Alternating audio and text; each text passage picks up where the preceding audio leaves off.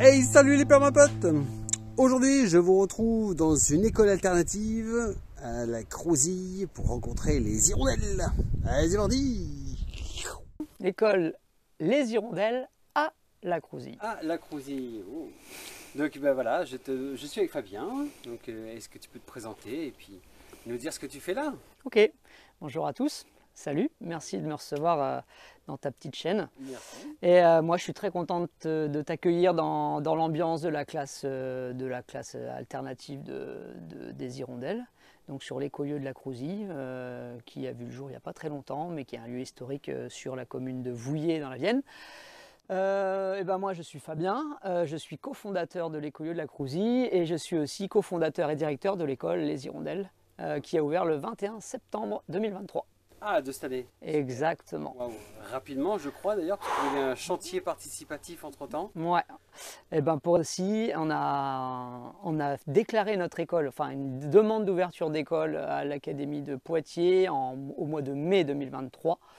Et qu'entre mai 2023 et le 8 septembre, attendez, le 8 septembre 2023, eh ben, on a travaillé avec acharnement pour construire le projet, pour que le 21, on puisse ouvrir à la première promotion d'élèves les Hirondelles. Extraordinaire. Donc chantier participatif, donc on le voit un petit peu là, mais c'est dans des yourtes. Ça c'est superbe de pouvoir monter ce genre d'école dans un habitat aussi magnifique. Ouais. Eh ben écoute, ouais. Non, mais je comprends. Hein, ça te rappelle beaucoup de choses de retourner à l'école. Ouais, Tu peux en parler si tu veux. Mais... Eh ben moi aussi, figure-toi. Je suis très sensible aux atmosphères d'école. Après une scolarité un peu normale, mais aussi chaotique, il me paraissait à moi et toute l'équipe indispensable de trouver un moyen, ou plutôt des moyens, de nous adapter en fait aux enfants et que ce soit pas l'inverse, pas l'enfant qui s'adapte à l'école. L'ambiance yourte, c'est quelque chose sur laquelle toute l'équipe, donc on est 7, a été d'accord. Donc tu es là dans une classe, donc il y a 2 classes à la Crouzille. Chaque classe est pour des niveaux de 3, le premier de 3 à 9 ans et le deuxième niveau de 9 à 13 ans. Et les 2 classes yourtes qui font 50 mètres carrés sont donc de belles yourtes qui sont aussi classées établissements recevant du public, donc avec des critères et des règles un peu particulières pour pouvoir accepter du public, qui plus est des enfants. Donc sont rejointes l'une et l'autre par un SAS qui fait plutôt le SAS tampon, le SAS d'accueil, le SAS sanitaire de l'école. L'ensemble est posé sur une parcelle délimitée de 360 mètres carrés, donc avec une petite zone qu'on appelle une zone autonomie, où l'enfant peut à tout moment, s'il le décide, parce qu'il en exprime le besoin, sortir en autonomie, donc sans surveillance. Et ensuite, l'ensemble que je viens de te citer est positionné sur une parcelle qui fait 1,3 hectare, dont 8000 m², donc 0,8 hectares en zone naturelle. On a beaucoup de chance, parce qu'en fait, fabriquer une yourte, il fallait pour ça trouver des compétences. Et nous, on a vraiment beaucoup de chance, et quand je te dis ça, j'en ai encore des frissons. C'est qu'à côté de cet écolieu, à quelques kilomètres, on a un constructeur super chouette que tu as peut-être déjà présenté. Ok. Je ne l'ai pas encore présenté. C'est vrai? Ok. Et ben c'est Guillaume de Salvea, qui est fabricant constructeur yourte, qui en a fabriqué une bonne centaine, voire peut-être plus, il faudrait que tu vois avec lui. Et ben ce mec-là, il nous a dit ok. Il nous a dit ok et encore ok. Il était tout fou sur ce projet-là et nous, ça nous a fait une montée. Ouais, ça nous a porté, voilà, exactement. Et donc, on a dit banco. On ne savait pas vers où on allait, en fait. Ouais. Parce que c'était sérieux à la base. Et en fait, on s'est dit, bah allez, on tente le coup. Et c'est devenu encore plus sérieux depuis jusqu'à aujourd'hui. On ne cesse de croire qu'on a fait un très bon choix. Donc 2 yourtes sur des structures tout à fait classiques. Ça reste un bois de pin avec une bâche, de l'isolant et un t-shirt, comme on appelle ça, classé pour les bâtiments recevant du public.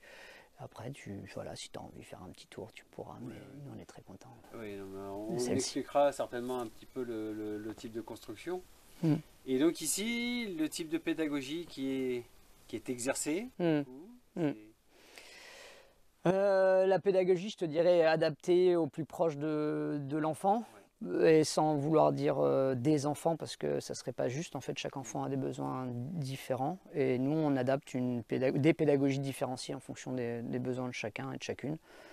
Donc on a quand même une belle équipe enseignante composée de 2 personnes, plus moi, mais c'est quand même Colline et Zoé qui sont toutes les deux formées à la pédagogie Montessori, qui se forment même pendant toutes leurs vacances.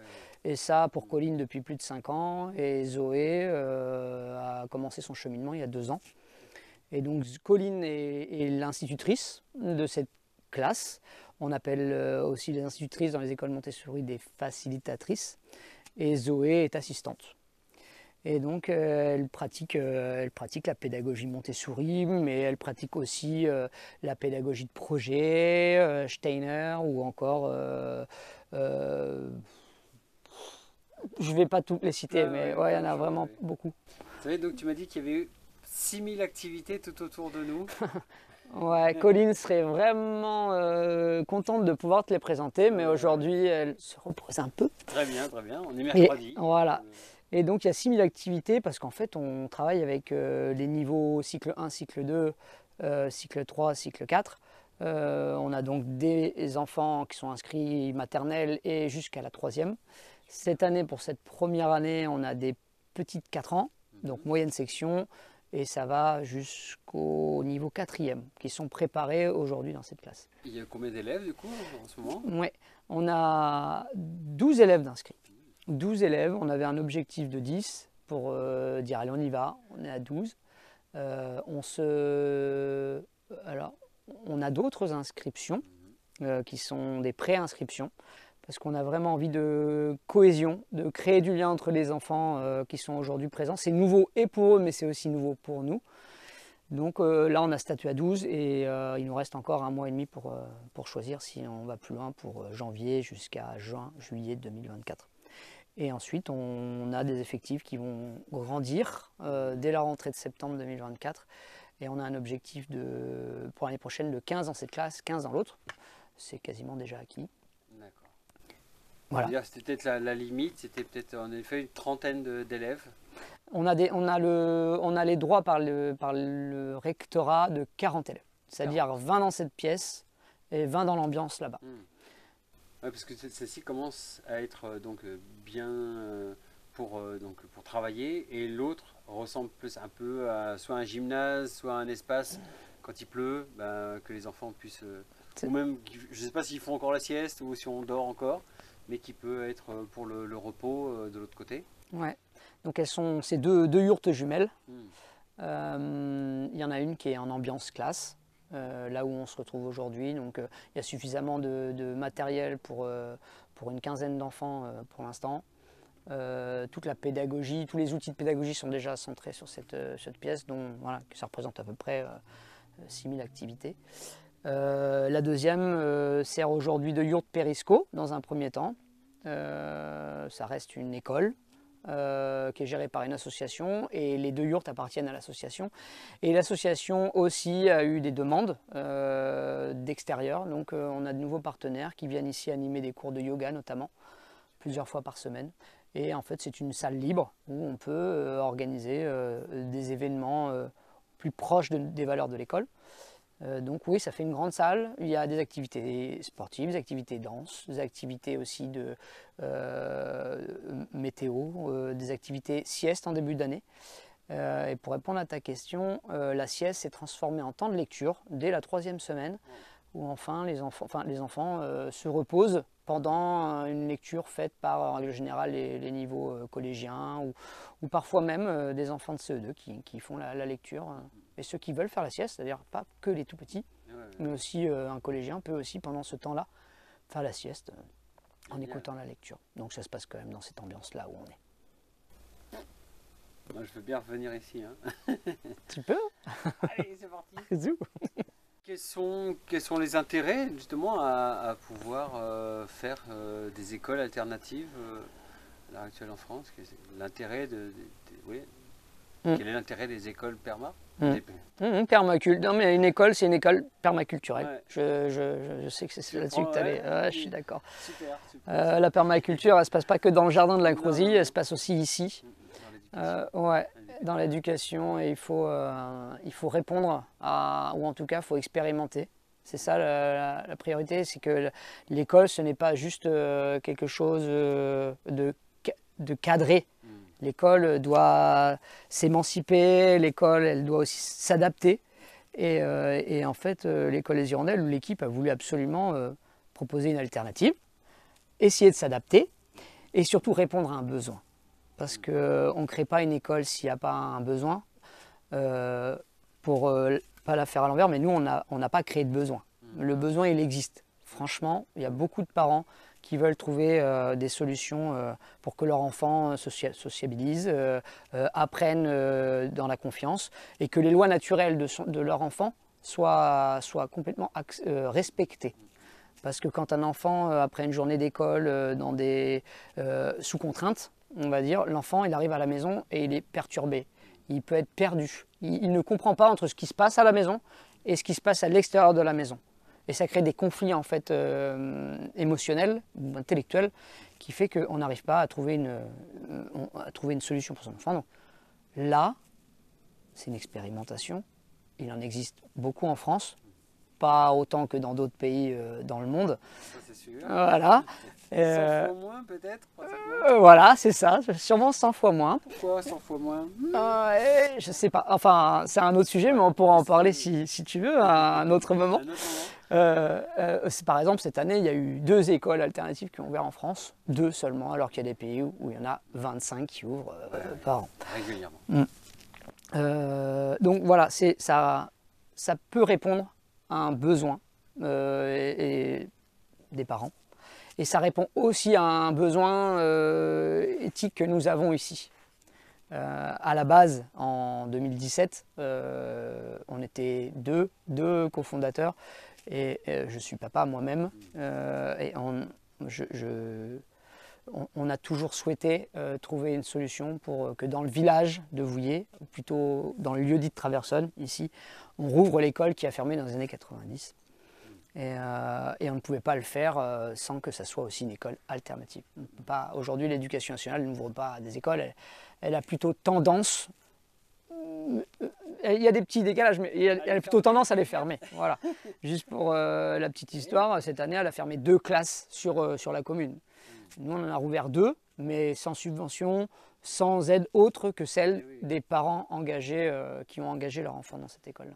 Même c'est pas ce qu'il y a de plus important. Dans les faits, le plus important c'est quand on rentre, quand on passe une journée ici, quand on part et qu'on a l'audace de dire à ses parents, ou, enfin, les gens qui viennent te chercher, j'ai fait ci, j'ai fait ça. Et des fois, il y a des parents qui nous disent, c'est un vrai moulin à parole. Ah ouais. Et donc, oui, en fait, un enfant ne peut pas construire une école. C'est à nous d'être à son écoute, à l'écoute de l'enfant.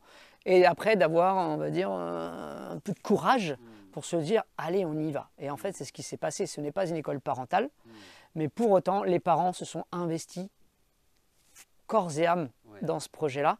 C'est ce qui fait qu'elle est debout. Et ce qu'il a fallu aussi, c'est se dire, on n'a même pas peur d'ouvrir une école.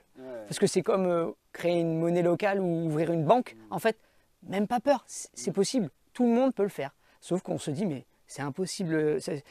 Non, là, on touche au cœur même de l'institution. C'est pas à nous de le faire. Mais en fait, à nous de prendre le relais aussi.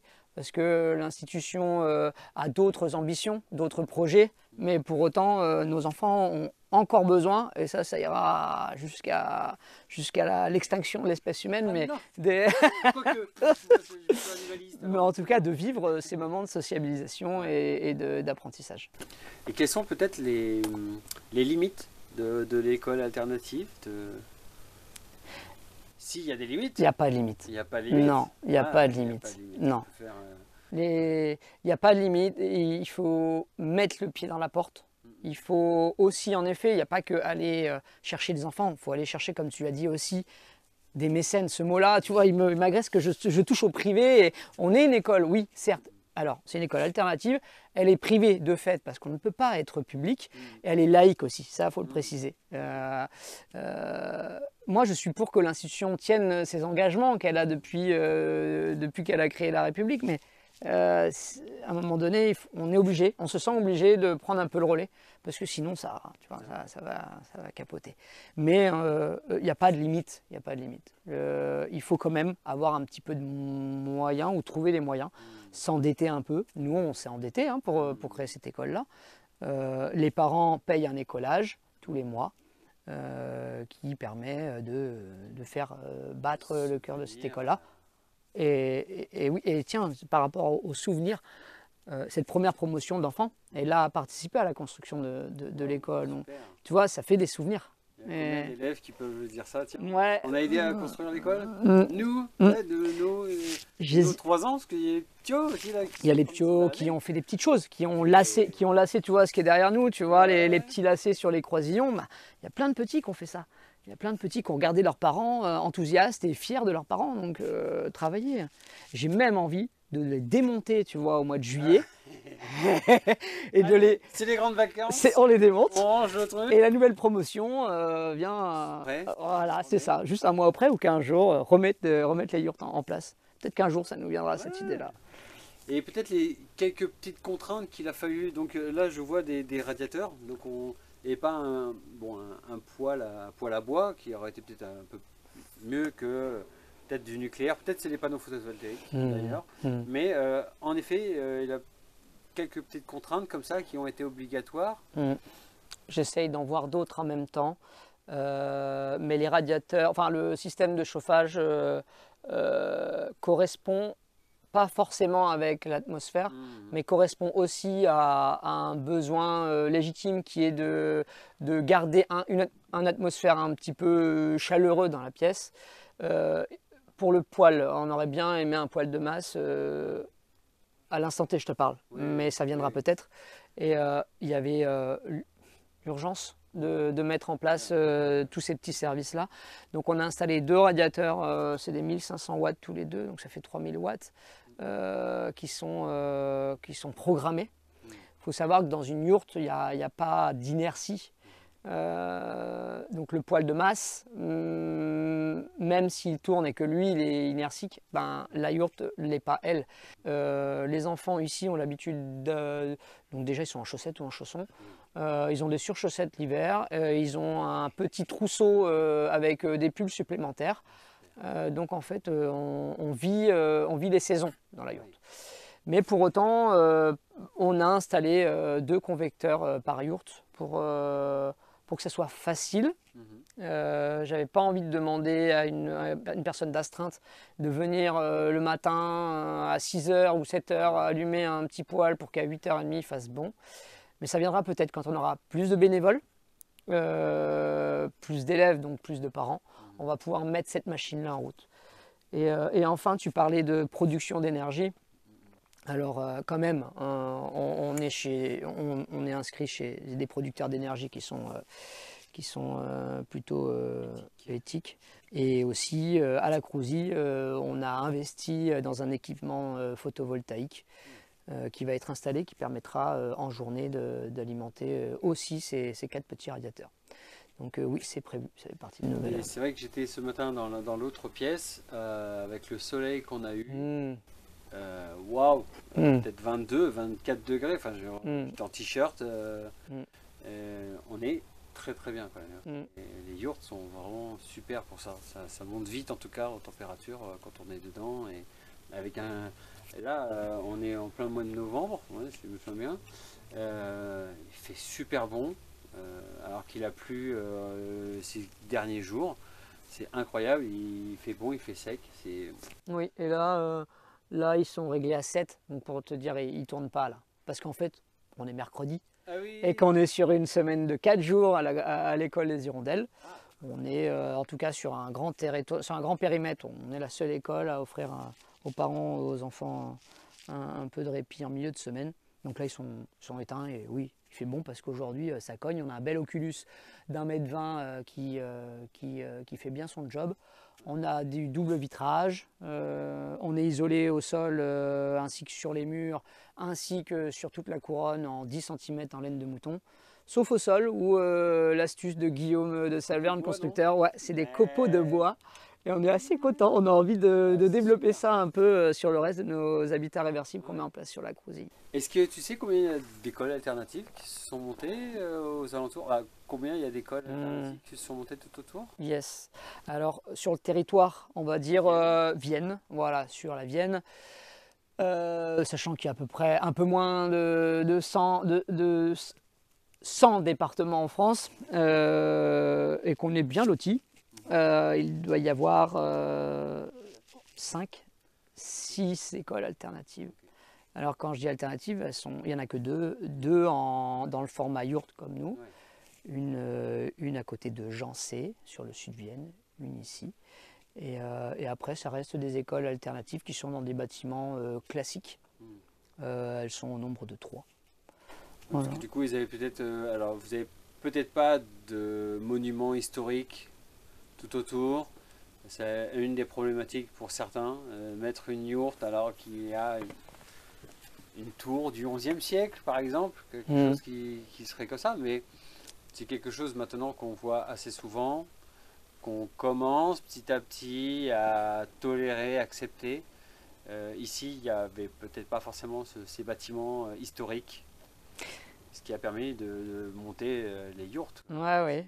Alors, à 70 mètres d'ici, il y a l'ancienne dîmière du village. Donc, c'est l'endroit où, au Moyen-Âge, on venait verser sa dîme.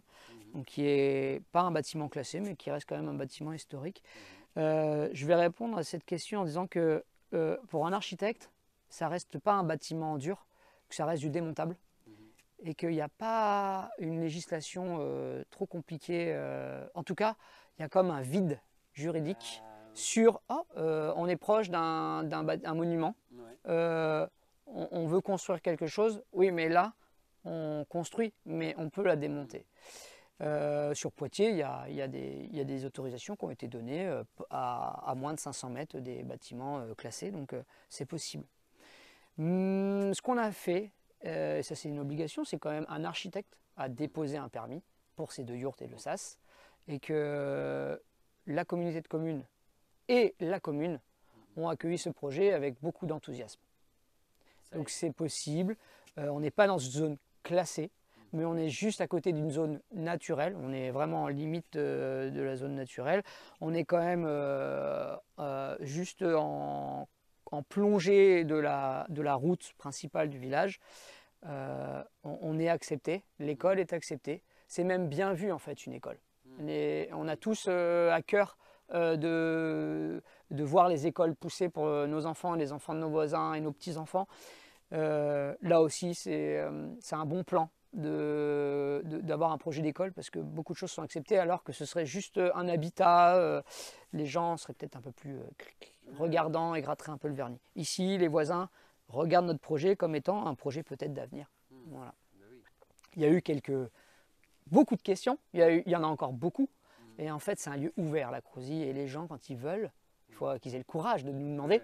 Mais en fait, le portail est très souvent ouvert, sauf pendant les heures de classe, où on sécurise. Mais en fait, les gens, on voudrait savoir ce que vous faites, mais venez, on vous fait visiter. Et ils ressortent d'ici avec beaucoup d'enthousiasme et prêts à en parler autour d'eux. Peut-être que nous allons partir sur une petite visite, si ça te dit. Ouais, si tu veux. Comme ça.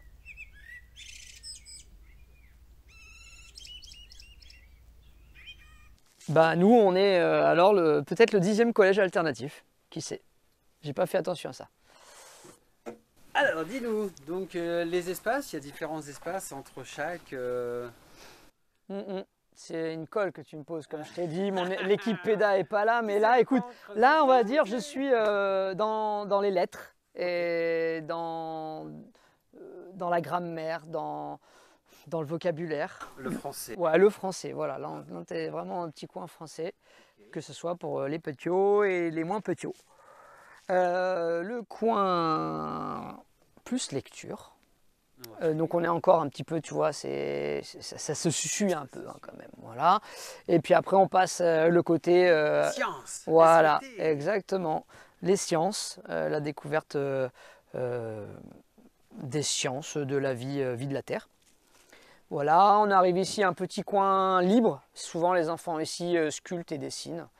Un petit côté admin. Donc admin, enseignante, facilitatrice. C'est pas grand chose, mais là on a nos cahiers de sécurité, on a nos carnets d'appel, on a nos listes d'élèves, on a tout ce qui est allergène, numéro important. Voilà, la liste des enfants. On arrive ici, c'est le petit coin, j'allais dire adulte, mais non, ça se voit quand même. C'est nos petits.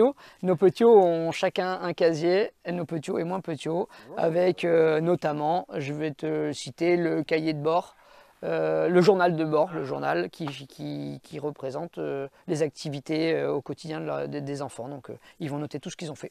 Super. Voilà, un peu de matériel par-ci, encore un lieu expression libre, dessin pour les plus grands. C'est parti ça, les dessins. Pour les plus grands.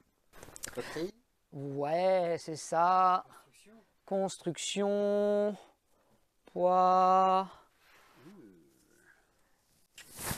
Alors ce petit tipi. Ouais, c'est un petit tipi. Il y a des enfants qui parfois, même beaucoup d'enfants, n'ont pas envie qu'on soit au-dessus de leur épaule, à regarder ce qu'ils font. Et il y a des enfants qui ont besoin vraiment de l'intimité. Donc il y a des enfants qui, bon là il est en mode... mais les enfants parfois vont s'y réfugier pour les apprentissages. Ouais, pour s'isoler. C'est ça, exactement. Les maths. Les maths, ouais. Le coin maths qui est assez grand. Voilà, avec plein de petits outils indispensables pour apprendre naturellement les mathématiques. Voilà, c'est ça. Puis tout à l'heure, tu as vu les perles. Apprendre les mathématiques à partir du CP. On peut l'apprendre plus tôt aussi. Il y a des enfants qui apprennent à la maternelle plein de choses sur le thème des mathématiques. Et puis tu vois, après, bah voilà, il y a des petites tables dispersées, il y a des élèves qui aiment bien travailler tout seuls, il y a de quoi travailler en groupe. Des chaises et des tables qui sont adaptables aussi en fonction des besoins. Les enseignantes se déplacent avec un petit trousseau autour de la taille et elles ont tout leur matériel sur elles. Il n'y a pas, tu vois, il n'y a pas de tableau blanc, mis à part un tableau qui est là-bas qui permet d'écrire 2-3 choses au groupe quand il y a besoin. Mais c'est pas du frontal quoi ici. Tu vois, là on a une petite vue, je n'ai pas fait les carreaux ce matin, mais une petite vue sur la cour de récré, sur la zone naturelle. Ils sont jusqu'à la rivière, souvent là-bas, tu vois, il y a une petite cabane en cours de construction. Les enfants vont là-bas le midi depuis quelques jours, alors qu'il fait frais, ils vont manger là-bas. Super. Voilà, on a encore pas mal de choses à acheter, à investir, donc il ne faut pas hésiter si vous voulez participer à l'aventure L'école des hirondelles. Eh ben, on a toujours besoin de mécènes et de gens qui veulent s'investir aussi dans ce style de projet et chez nous aussi. Superbe. Waouh, l'Oculus avec le magnifique ciel bleu. Ouais, le ciel bleu de la Vienne. Ouais, quelques petites toiles d'araignée, mais c'est voilà, hein, c'est normal, c'est Halloween. C'était Halloween, c'est pour ça. On est toujours dans le thème. Est-ce que tu as envie d'aller voir le reste? Allez. Allez, on y va. Donc, le petit sas que nous avions ici, donc avec toilette sèche juste là. Voilà, histoire de... Tac, tac, tac, l'entrée. Voilà. Une petite zone où les enfants, quand ils arrivent le matin, ils enlèvent leurs chaussures, ils mettent leurs chaussons. Voilà, ils ont forcément un jeu de bottes, un jeu de chaussures et un jeu de chaussons. Voilà, et puis le matin, ils mettent leur manteau là. Il n'y a pas de sac aujourd'hui, quoique là il y en a un qui est resté, mais les enfants viennent avec leur repas du midi et leur goûter, leur gourde d'eau, et voilà, ils sont comme ça autonomes sur la journée. Et voilà la salle numéro 2 qui sera pour les grands l'année prochaine et qui cette année sert de salle libre pour les activités des enfants qui sont inscrits cette année. Donc ils peuvent venir ici, monter des activités. C'est toujours vers 15h30 que les enfants peuvent présenter leurs projets ici ou monter des projets ici avec d'autres enfants. Et puis en soirée, il y a beaucoup d'ateliers d'ateliers pour adultes. Ouais, moi, c'est vrai, c'est ça. Et t'as quand même une bonne acoustique, on dirait. Est-ce que pour peut-être du chant, de la musique faudrait y penser. On a pensé, ouais, on a quelques musicos, animateurs très pédagogues sur le territoire. On est en cours de voir si ça peut le faire. Il y a quand même pas mal de batrades, on a vu, ok. Ouais, t'es au courant, ouais. Oui, ça peut être bien, hein, complètement. Et puis, ouais, commencer comme ça. Puis après, en fait, à la Cruzy, il y a d'autres salles où on pourra switcher pour créer tous ces événements-là et ces animations. Mais pour l'instant, on a cette yourte qui est prête, qui est agréable, qui est, t'as raison, elle est chaleureuse. On le sent au sol. Faut savoir que les deux yourtes sont sur pilotis. Là où on était tout à l'heure, le pilotis est plus haut, donc l'air passe plus facilement. Ouais, c'est ça. Il y a un vide sanitaire. Là aussi, mais il est plus bas. Voilà. Pareil, l'Oculus, le même ciel. Voilà, les 76 perches qui maintiennent toute la structure. Et en fait, dès que tu as de la pluie, eh ben, on vit les saisons ici. Hein. Dès que la pluie tombe sur la toile, sur la bâche, on entend les petites gouttes. Elles sont isolées, c'est isolé, alors on entend juste des petits, c'est feutré. Mais les enfants, ça les apaise. Quand il y a du vent, on sent que la bâche bouge dessus. Donc ça crée... voilà, c'est perma, quoi. On est dehors. Mais en même temps, on est sur nos apprentissages. On ressent les éléments. Ouais, on ressent les éléments. Ça, c'est pas mal, quand même. Voilà, après, on a un peu c'est un peu confortable. Tu vois, il y a des prises électriques, des lumières, des radiateurs. On est ERP, comme je te disais tout à l'heure, donc on a des obligations sur tout ce qui est évacuation. Donc là, l'école sur un site où on a mis en place des places pour les personnes à mobilité réduite, où on a mis aussi un endroit en cas d'alerte pour évacuer les enfants. Voilà, comme dans une école classique et sécure. Superbe. Voilà, alors après, tu vois, on est au mois de novembre, ça fait tout juste 2 mois. Ouais, tout juste 2 mois, parce qu'on doit être le 21 et on a ouvert le 21. Oh, on est le 22. Et on a eu quelques jours de vacances, mais là, 2 mois où les enfants s'impliquent ici. Alors, dans quelques temps, déjà, on les ralentit un peu, mais il y aura partout de la production d'enfants aussi ici. Et oui, ça va déborder de dessins et de posters. Ouais, ils sont très productifs. Montrer leurs œuvres. Et bien Fabien, moi je trouve que j'ai passé un bon petit moment avec toi et ben, du coup s'il y a peut-être d'autres personnes qui veulent vous contacter, vous demander des renseignements, peut-être qu'il y a un site, peut-être qu'il y a quelque chose comme ça. C'est ça, École Les Hirondelles. Alors il existe École des Hirondelles, mais nous c'est École Les Hirondelles. On est basé à Vouillé dans la Vienne. Tous les contacts sont possibles via cette page-là. On a une page Facebook aussi. Et puis si on n'arrive pas à nous trouver, eh ben, on cherche Écolieu La Crouzille. Et normalement, ça doit renvoyer vers les contacts si vous voulez en savoir plus sur l'école alternative de Vouillé. Vous voyez quand même un message par Internet d'abord. Oui, bah, ce sera plus facile, mais s'il y a besoin de plus, on est hyper facile. C'est facile de nous contacter, quoi. C'est nos téléphones perso. Mais... Bien, merci beaucoup Fabien, et puis à très bientôt. Salut tonton. Et à l'école Les Hirondelles. Merci beaucoup. Salut. Permaculture, thriving ecosystems all around this world. Permaculture help lead the way, yes, a new revolution. We're singing permaculture help lead the way, yes, we found a solution. That's right, permaculture help lead the way in this new revolution. Permaculture help lead the way, yes, we found a solution. Yes, it's an island foodscape takeover. If anybody asks, we call it permaculture.